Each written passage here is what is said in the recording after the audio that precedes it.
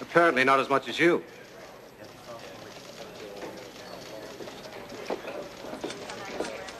Everybody in that room had a drink or two. Even more. Maybe. They must have remembered where the roadblock was. Oh, so it's okay to drive when you're drunk? As long as you don't get caught? You figured out on me, Adam. I didn't bring you in. I've been a cop for nearly 15 years, Frank.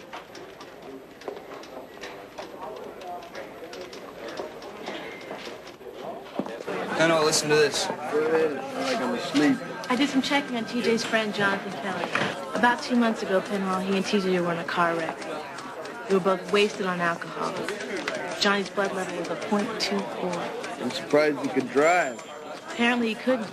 TJ walked away from it, but Johnny was paralyzed from the neck down with permanent brain damage. Then a couple of weeks ago, TJ's taking Johnny for a walk on some bridge, and somehow Johnny winds up in the river.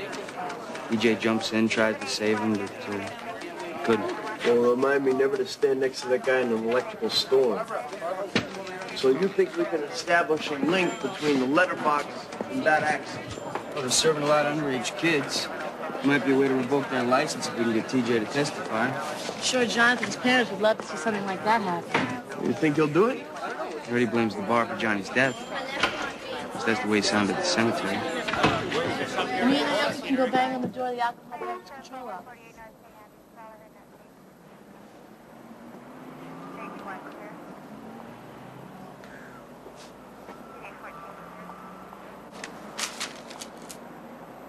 Let me guess. You heard I got arrested last night. It kind of leaked out. Well, just to set you straight, this all started because some rookie cop went overboard. Well, we knew it was something like that. Something like what? Something like you weren't really drinking. Thanks for the support. Were you drinking? No. Well, then there's nothing to worry about, is there? I had a couple of glasses of wine, Penhall. I wasn't drinking. Oh.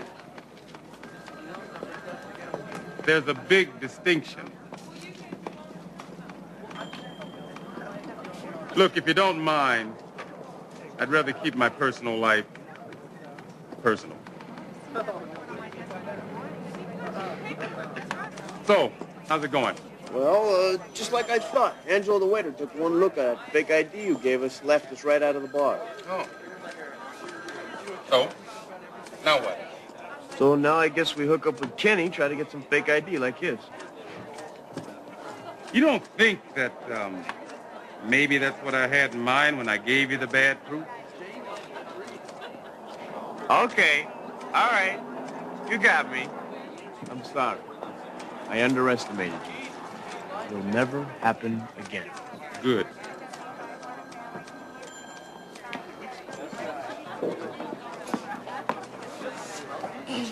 Sounds just a little bit defensive, don't you think? Come on, it was one of those boredom banquets. Everybody has a couple of drinks. Doesn't make you drunk, but it's right.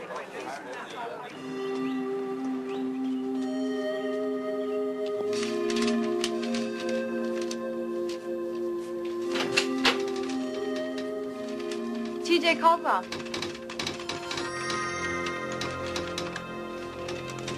Is there a TJ Caldwell here?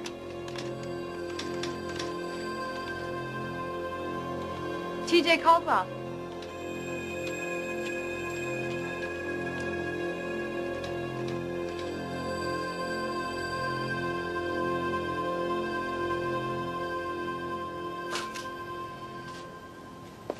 So how long do we have to wait?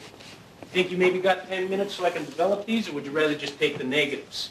Don't mind him. He gets a little cranky when he doesn't nap. So, you want the whole package? What's the whole package? Listen, there's plenty of quality licenses floating around, but I make available to my customers the all-important second ID. That was my idea. No. So, that's $100 altogether, cash money. Well, I can really write you a check because I don't have a picture ID. They're new. These IDs are for amusement only. You got that? You fellas gonna try it again?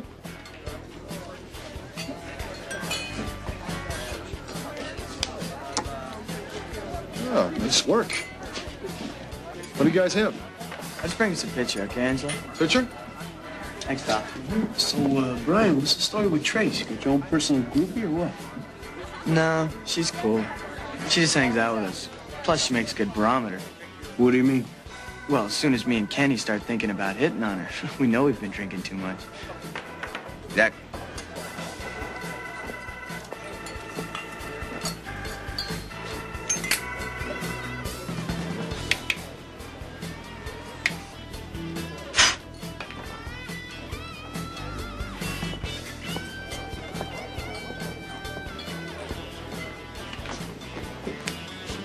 Yo, give me a club soda. Hey, how's it going? I met you the other day. You see, Kenny finally got you some decent ID. Yeah. So what are you doing here? I thought you hated this place. I do.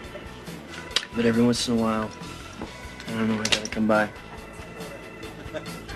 Hey, listen, we didn't mean anything by drinking at the cemetery. Yeah, hey, it's okay. I mean, I was just visiting a friend of mine, you know? And seeing you guys out there partying, I heard about Johnny. Yeah, what'd you hear? He died. Yeah, he did die, so what's that to you?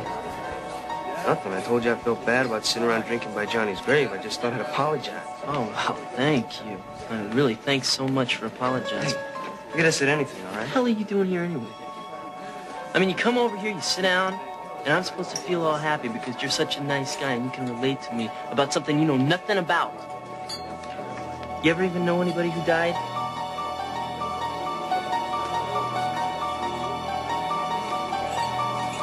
Sorry I bothered you.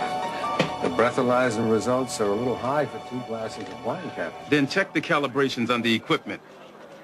Maybe they were big glasses.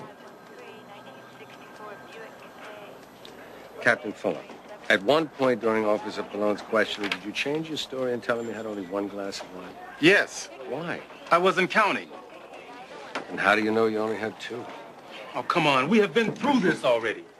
I was on a date. I had 2 glasses of wine, maybe. Look, Mr. Miller, I'm not a drinker.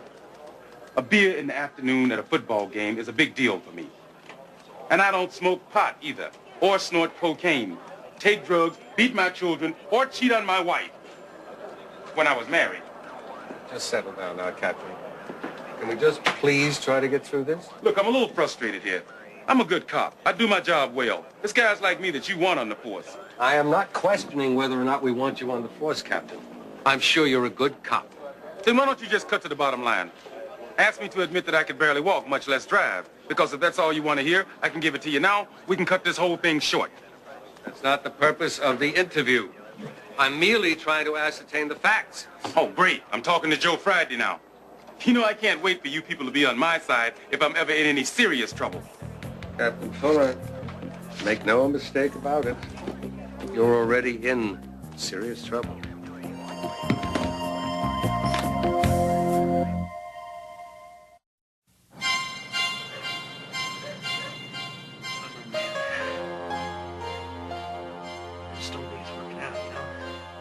Give yourself some breathing room.